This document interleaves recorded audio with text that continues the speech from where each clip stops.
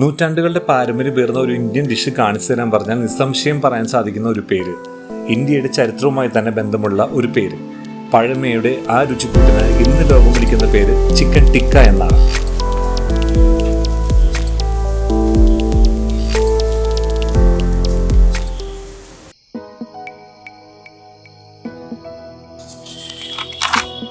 Chicken tikka ഉണ്ടാക്കുവാനായി boneless ചിക്കനാണ് എടുത്തിരിക്കുന്നത്. 500 gram വരുന്ന ചിക്കൻ ബ്രസ്റ്റ്,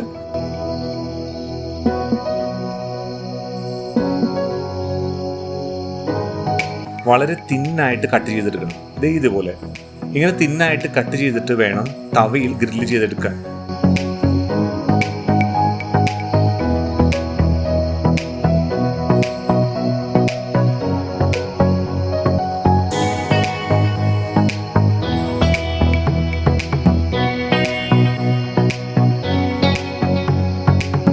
ഇങ്ങനെ കട്ട് ചെയ്ത ചിക്കൻ ഒന്നുകൂടെ കട്ട് ചെയ്യണം. നമുക്കിഷ്ടമുള്ള ഷേപ്പിൽ അത് കട്ട് ചെയ്തെടുക്കുക. ഇതാണ് chapter number 1. Chapter number 2 chicken marination ആണ്. ചിക്കൻ ടിക്കയ്ക്ക് ഏറ്റവും പ്രാധാന്യമേറിയ നൂറ്റാണ്ടുകൾ പഴക്കമുള്ള ആ മാരിനേഷൻ ആണ് ഈ ചാപ്റ്ററിലെ പ്രധാന വിഷയം. ഇതിനുവേണ്ടി നമുക്ക് വേണ്ടത് പ്രധാനപ്പെട്ട 14 ഇൻഗ്രീഡിയൻസ് ആണ്.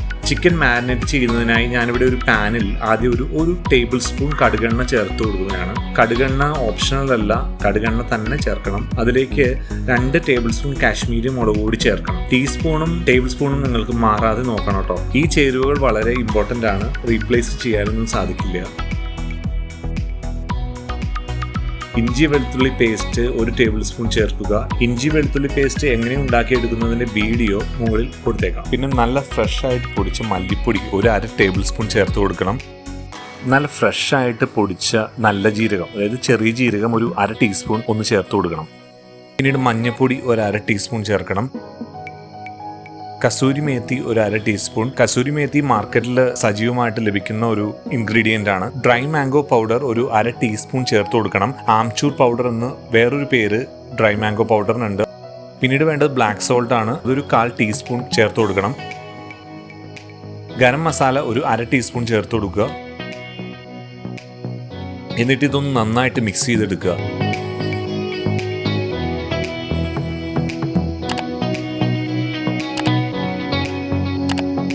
നന്നായിട്ട് മിക്സ് ചെയ്തതിന് ശേഷം ഇതിലേക്ക് നമ്മൾ കട്ട് ചെയ്ത് പീസാക്കി വെച്ചിരിക്കുന്ന ചിക്കൻ അത് ചേർത്ത് കൊടുക്കുക. നന്നായിട്ടൊന്ന് മിക്സ് ചെയ്തെടുക്കുക.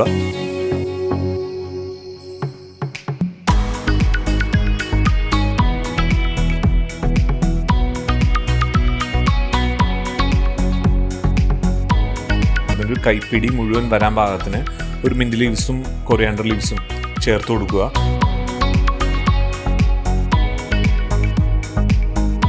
ഉപ്പ് ആവശ്യത്തിന് ചേർത്ത് കൊടുക്കണം. ഉപ്പ് ചേർക്കുന്നതിനേക്കാൾ മുമ്പ് ബ്ലാക്ക് സോൾട്ടിന് ഓൾറെഡി ഉപ്പുണ്ട്. അപ്പോൾ അത് ബ്ലാക്ക് സോൾട്ടിൻ്റെ ഉപ്പ് എത്രയുണ്ട് എന്ന് നോക്കിയിട്ട് വേണം നമ്മൾ ഉപ്പ് ചേർത്ത് കൊടുക്കുന്നതിന്. ചേർത്ത് കൊടുക്കാൻ 1/4 കപ്പ് തൈര് ചേർത്ത് കൊടുക്കണം. അതിനുശേഷം നാരങ്ങനീര് 1/2 ടേബിൾ സ്പൂൺ ചേർത്ത് നന്നായിട്ടൊന്ന് മിക്സ് ചെയ്ത് 1/2 മണിക്കൂർ പുരട്ടി വെക്കുക.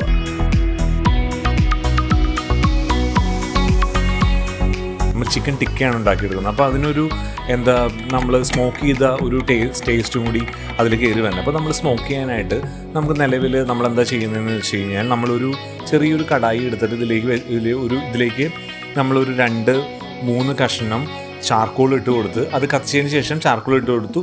അതിനുശേഷം അതിലേക്ക് 1/2 ടേബിൾ സ്പൂൺ നെയ്യ് ഒന്ന് ചേർത്ത് കൊടുക്കുക. എന്നിട്ട് നന്നായിട്ടൊന്ന് മൂടി വെക്കുക. നന്നായിട്ട് മൂടി വെച്ച് ഒരു അരമണിക്കൂർ കഴിഞ്ഞിട്ട് നമ്മൾ തുറക്കുക. നല്ലൊരു സ്മോക്കി ഫ്ലേവറോട് കൂടിയിട്ടുള്ള ഒരു ചിക്കൻ ഫ്രൈ നമ്മളിവിടെ ഉണ്ടാക്കിയെടുക്കാൻ പോവുകയാണ്. ഇനി അതൊന്ന് ഫ്രൈ ചെയ്തെടുക്കാം. അങ്ങനെ ഫ്രൈ ചെയ്തെടുക്കുന്നതിന് വേണ്ടിയിട്ട് നമുക്കൊരു പാൻ അടുപ്പത്ത് വെച്ചിട്ട് അതൊന്ന് ചൂടായതിനു ശേഷം അതിലേക്ക് 1 ടീസ്പൂൺ നെയ്യ് ഒഴിച്ചു കൊടുക്കുക. എന്നിട്ട് ആവശ്യത്തിന് 1 ടേബിൾ സ്പൂൺ ഓയിലും കൂടി ചേർത്ത് കൊടുക്കുക. അധികം ഓയിൽ നമുക്ക് ഇതിൻ്റെ അകത്തേക്ക് വേണ്ട.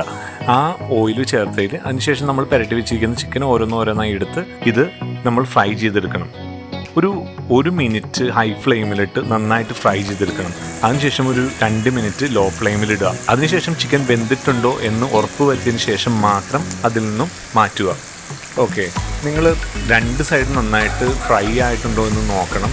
ഇടയ്ക്കൊന്ന് ടേസ്റ്റ് ചെയ്ത് നോക്കണം കേട്ടോ ചിക്കൻ. എന്നാലാണ് നമുക്ക് ഇതിൻ്റെ രുചി കൃത്യമായിട്ട് വന്നിട്ടുണ്ടോ, അതിൻ്റെ സ്മോക്കി ഫ്ലേവേഴ്സ് എല്ലാം വന്നിട്ടുണ്ടോ എന്നെല്ലാം അറിയാൻ പറ്റും. നമ്മളുണ്ടാക്കുന്നത് ചിക്കൻ ടിക്കയാണ്. സാധാരണ ഒരു ചിക്കൻ ഫ്രൈ ചെയ്യുന്നത് പോലെ ഇത് ചെയ്യരുത്. ചിക്കൻ ടിക്ക ഇവിടെ റെഡിയായി കഴിഞ്ഞു ഗൈസ്. നല്ല സ്മോക്കി ഫ്ലേവറോട് കൂടിയിട്ടുള്ള ഈ ചിക്കൻ ഫ്രൈ നിങ്ങൾക്ക് തീർച്ചയായിട്ടും ഇഷ്ടപ്പെടും.